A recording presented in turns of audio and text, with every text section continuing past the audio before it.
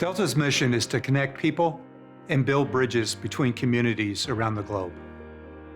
But connecting the world and preserving it for future generations can't be mutually exclusive.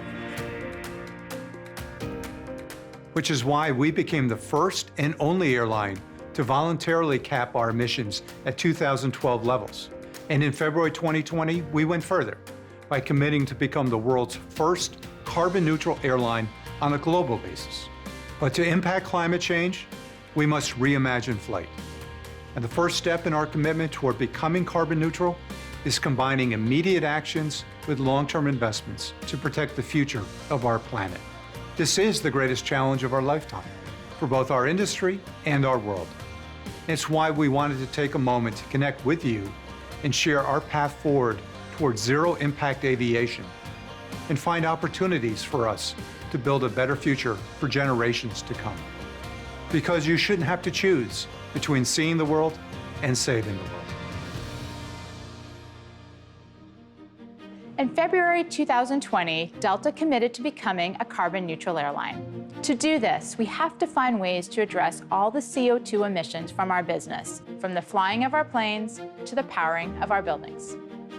In the near term, that means relying on high-quality carbon offsets and expanding our use of sustainable aviation fuels, or SAF, which can reduce life cycle emissions by up to 80% compared to conventional jet fuel.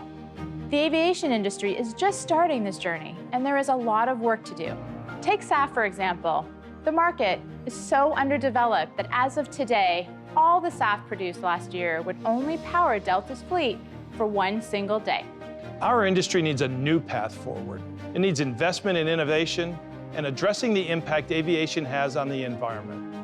On our path to carbon neutrality, we will chart a course for zero-impact aviation, a future where air travel has no impact on the climate, air quality, or waste.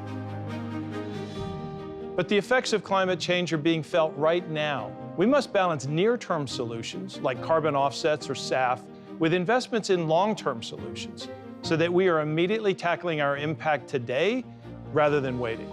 There are three paths in our journey to zero-impact aviation: reducing and removing carbon, educating stakeholders, and building coalitions.